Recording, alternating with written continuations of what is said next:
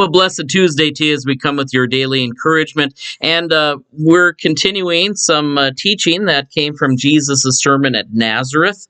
And part of the thing that offended the people was that God worked outside of the chosen people of God, outside of Israel.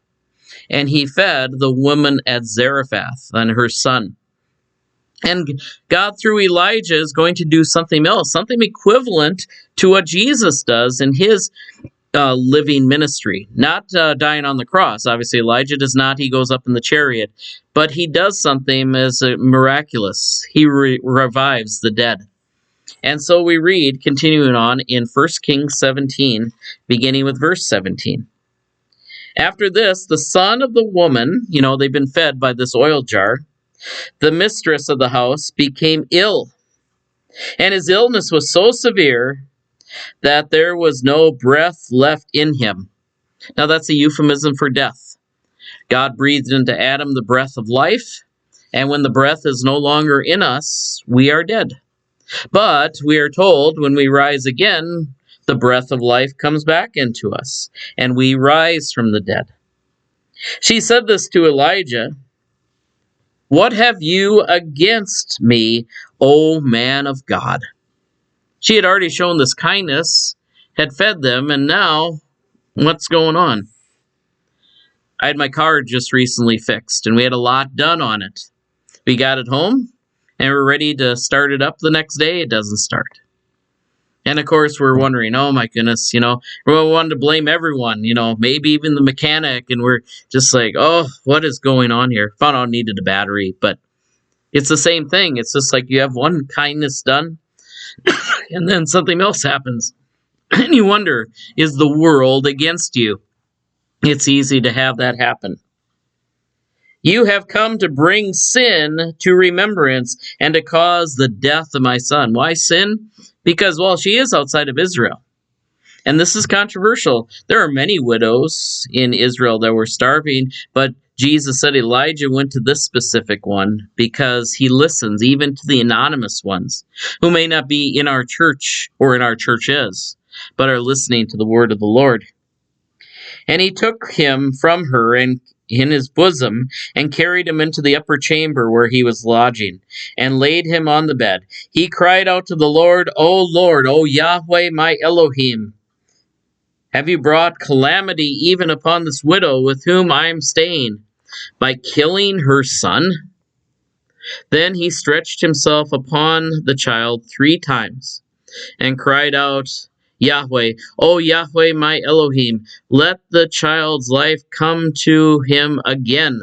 In other words, bring his breath back. The Lord Yahweh listened to the voice of Elijah, and the life of the child came into him again, and he revived. Elijah took the child and brought him down from the upper chamber into the house and gave him to his mother. And Elijah said, See, your son is alive. So the woman said to Elijah, Now I know that there is a man of Elohim, and that the word of Yahweh is in the mouth is truth. Now, there is the miracle going on here, and that should not be poo-pooed. But I want to talk about some other things going on. He says, I know that there is a man in Israel, meaning a man of God, a man who is not just saying things and not fulfilling them, but is actually with the truth, and that the truth has a name. You see, God is a general name for any deity. Elohim is that. And so Elijah's name means Elohim is Yahweh. That's the specific name of God. He is the great I am. He's the one that revealed himself to Moses. And so this is a testimony to the woman from her heart. Is there a true God out there? And Elijah's saying it is Yahweh. That is the one who is the true God. And that has not changed in the New Testament because Jesus' name, Yeshua, means Yahweh saves. Jesus is the presence of Yahweh, the revealed name of Yahweh. You see, most cultures have an idea that there was something good that created the heavens and the earth, but also know by nature that can provide alienation for us. Sometimes where we have divisions, wars, and difficulties, that can be an issue. But there is a true name, and it is Yahweh who saves. It is Jesus who is Yahweh's Son. And Jesus is the one who becomes the manifestation of God.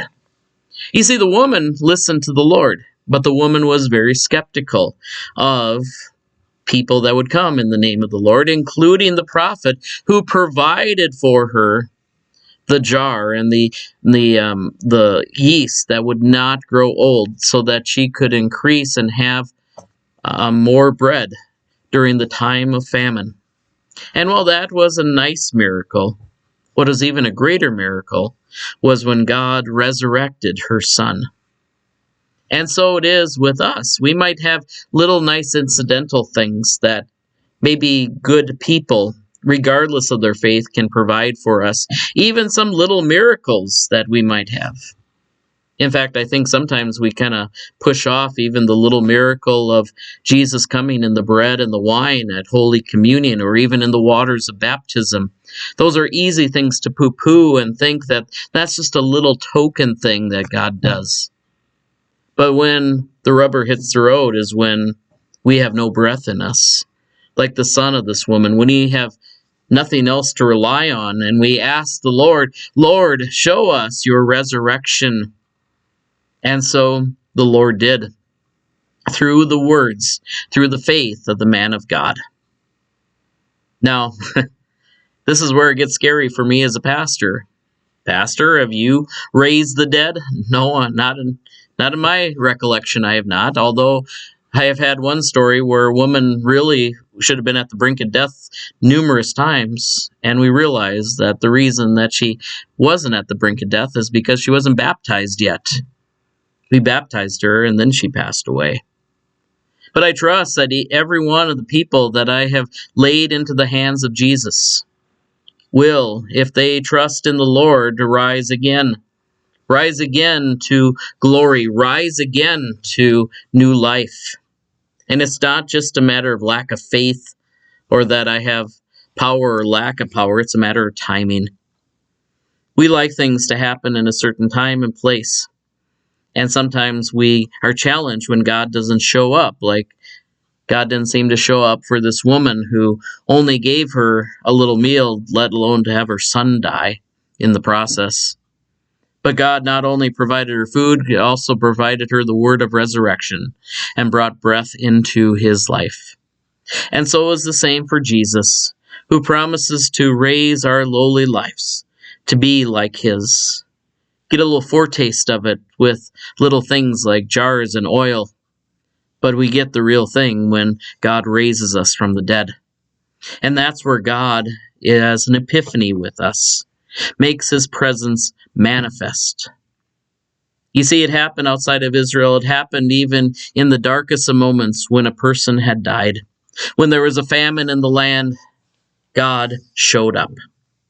And so we're called in Epiphany and the rest of the seasons to see where God is going to show up. It might offend us by where he shows up because of where he's not showing up. But sometimes we have to adjust our plans to the plans of the Lord. Without a lot of explanation, Jesus still used this widow's example of God who intervenes where the people are in need. God bless you today. We trust that these continue to be words of encouragement. Take care. God bless. We'll see you next time.